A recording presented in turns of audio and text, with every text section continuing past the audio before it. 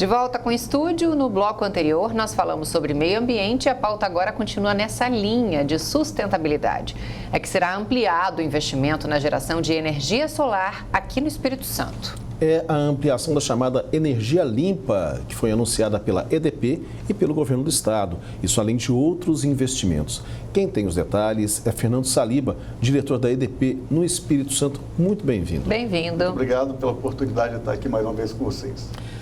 Queria que o senhor resumisse esse pacote que foi anunciado recentemente pela EDP e pelo governo do estado. Nós fizemos um evento com o governo exatamente para que a gente pudesse mostrar o compromisso da EDP com o estado, que já vem de alguns anos, né? Compromisso na área de distribuição, porque nós somos a distribuidora nós estamos em 70 dos 78 municípios e temos investido fortemente na robustez da rede elétrica e fazendo investimentos em novas subestações, novas linhas, né? Em melhoria da automação, do acesso do cliente. Então, temos investido muito forte nesse tema. Vamos investir aí 4 bilhões de reais entre 2020 e 2025 na área de distribuição. Mas também estamos fazendo aí uma ação junto às entidades e aí através da Findes e do Sebrae fizemos uma parceria para que as empresas filiadas a elas, especialmente as empresas de pequeno e médio porte, possam ter acesso à energia solar, né? Que é uma energia limpa, é uma energia renovável, né? Através de benefícios que estão sendo dados às empresas que estão associadas a essas entidades, né? Que possam ter descontos na conta de energia ao se associar a esse projeto. Uhum. A ideia é realmente ampliar a geração de energia limpa aqui no estado? Exatamente. Nós estamos aí em torno de 50 megawatts previstos de instalação neste ano, megawatt pico, previsto de instalação no estado do Espírito Santo no ano de 2023, né? Representando aí quase 250 milhões de investimentos só nesse aspecto. Na área da distribuição, vamos investir mais de 800 milhões. Então, se somarmos os dois investimentos, passará de 1 bilhão de reais no estado, tanto na área de distribuição quanto na área de energia solar. Uma curiosidade que eu tenho em relação à compra, entre aspas, de energia, de quem produz energia solar. Como é que isso se dá? Como é que isso acontece? Digamos que a Andressa, por exemplo, tem lá a sua casa, ou tem, digamos, uma empresa e acaba instalando um sistema de energia solar e ela tem sobra. Como é que isso acontece na prática? Se você tem sobra, né, de energia, o que você pode fazer, você injeta na rede da distribuidora que você tiver conectado, né? E você tem as opções. Você pode utilizar em outra instalação que esteja no mesmo CPF ou no mesmo CNPJ. Imagina que a Andressa tem uma casa em Vila Velha e tem um apartamento em Guarapari. Se tiver no mesmo CPF ou no mesmo CNPJ, se ela gera em Vila Velha, ela pode utilizar também em outra instalação. Curioso. E tem 60 meses para usar o crédito, né? Você não pode vender, mas você pode usar esse crédito em 60 meses. E é possível haver uma alteração nesse sentido, de haver essa compra, como o Cacá citou? Nesse momento, a legislação brasileira não prevê isso. Uhum. O que estamos fazendo aqui nesse tema, que é o que nós estamos fazendo com o Sebrae e com a Findes. Nós vamos construir uma usina, a EDP constrói uma usina, e é como se cada um tivesse uma cota parte daquela usina. Então, uma empresa tem lá 10% e o que gerar daquela usina, ela utiliza para abater a energia na sua empresa. Então, é uma cota parte, como se fosse uma cota parte, uma energia que é gerada compartilhada. Dá para a gente medir essa economia que seria feita pela empresa? Vocês conseguem ter uma noção de falar para a empresa o seguinte: olha, se vocês fizerem essa opção, vocês vão conseguir economizar X% diante daquilo que vocês gastam? A expectativa é que isso pode chegar em até 40% de economia 40%. Para uma empresa, né?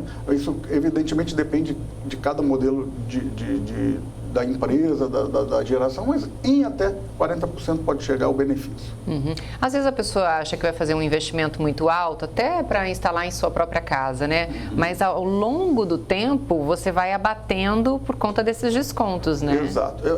cada caso é um caso, né? Você precisa ver qual é a incidência de insolação, né? Tem locais em que você tem muitas nuvens, você tem chuvas constantes, então a geração é menor. Se você estiver numa área também mais abrasiva, próximo à praia, dependendo do local, você tem aquela névoa de maresia que vai se depositar sobre as placas solares. Então, você vai ter um custo maior de manutenção. Então, cada caso tem que ser analisado para que você possa fazer uma avaliação do custo-benefício.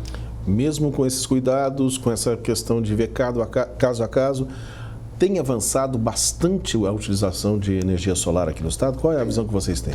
Tem avançado muito, né, nos últimos anos, especialmente no último ano. Hoje, em torno já da carga, não só da compra de energia da distribuidora, mas da carga do estado, em torno de 3% a 4% hoje já é com energia solar, que é bastante, né, se a gente pensar, né, que a gente tem uma história de tantos anos, né? Então, você em um ano, 2 anos, você chegar em 3% a 4% da carga do estado está sendo suprido com energia solar, é realmente um tema importante. Ou seja, tem muito que crescer ainda, né? Tem muito para crescer. Tem que ser feitas as avaliações, novas fontes estão vindo. O futuro vai vir também a questão de armazenamento, onde você vai ter baterias para você poder gerenciar melhor a geração, porque hoje você, teoricamente, se você faz na sua casa, você consome a maior parte na hora que você gera, né? Você gera e consome ao mesmo tempo, mas pode exportar. Com bateria você vai poder acumular para usar em outros horários, então isso vai mudar também o cenário. Tem um senso comum de que a energia solar, de alguma forma, ela seria concorrente das distribuidoras de eletricidade tradicionais, como é o caso da EDP. O senhor está mostrando aqui nessa nossa conversa que é justamente o contrário, né? Explica para nós um pouquinho melhor sobre isso. As distribuidoras vão caminhar, e eu acho que essa é a questão da mudança da legislação que vai acontecer no futuro, que a distribuidora vai cuidar do fio, né? Porque você vai precisar de ter uma conexão com a rede. A hora que não estiver gerando, você não vai deixar de utilizar a energia, né? Você vai precisar utilizar. Então, a tendência é você ter uma tarifa binômia, onde a energia você pode gerar, você vai poder comprar, e você vai pagar pelo fio, pela disponibilidade para a hora que você não tiver a geração. Então, essas coisas elas acabam se complementando, e eu acho que a gente tem que olhar o país, né?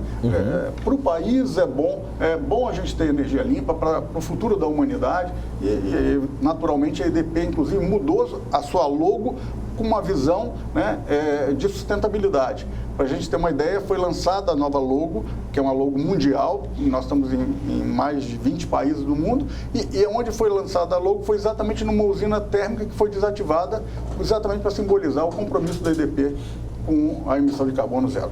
Agora vai ter um investimento também para ajudar algumas regiões que não são muito bem atendidas hoje. Explica para nós. Olha só, nós percebemos com o advento da pandemia, que houve um movimento que eu costumo chamar de êxodo urbano.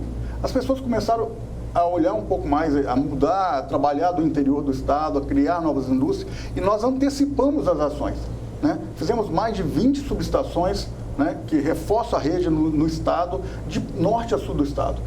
Fechamos anéis de suprimento para que, se a gente tivesse uma falha de uma linha, a gente pudesse ter uma outra fonte. Então, a região ali serrana, né, que a gente acabou de fazer fortes investimentos no sul do estado, no norte do estado. Então, nesse momento agora, nós estamos fazendo a subestação de Ibatiba, estamos fazendo 2 subestações na Serra, vamos fazer subestações aqui em Vila Velha, subestações em Vitória, quer dizer, no norte do estado, em todo o estado, exatamente para que a qualidade da energia continue a melhorar cada vez mais.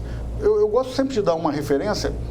Quando a então Excelsa foi privatizada, faltava em média 36 horas ano por consumidor. Nós fechamos o ano de 22 com 6,9 horas. Então, saímos de 36 para 6,9. Faltavam 27 vezes energia ano por consumidor. Hoje nós estamos com 3,2. Quer dizer, então tivemos uma evolução muito grande, mas a gente quer estar sempre à frente, porque a energia hoje assim, ninguém vive mais sem energia. De jeito nenhum. Verdade. De maneira alguma. Muito obrigado, viu? Muito obrigada, viu? Eu que agradeço, estou sempre à disposição. Tá joia. Bom, já que nós falamos há pouco sobre energia solar, vamos à previsão do tempo. É que hoje o sol mais uma vez apareceu com força. Não há previsão de chuva para nenhuma região do Espírito Santo. O calorão prevalece. A temperatura pode chegar aos 36 graus. Para amanhã, o tempo deve permanecer estável. Ao longo do dia, ocorre aumento de nuvens em todas as regiões, mas não há previsão de chuva. A temperatura mínima é de 21 e a máxima também de 36 graus. Que trocadilho, hein? Intervalo e na volta os bastidores da posse dos novos deputados estaduais e outras notícias de política com o nosso colunista Vitor Vogas. Até já.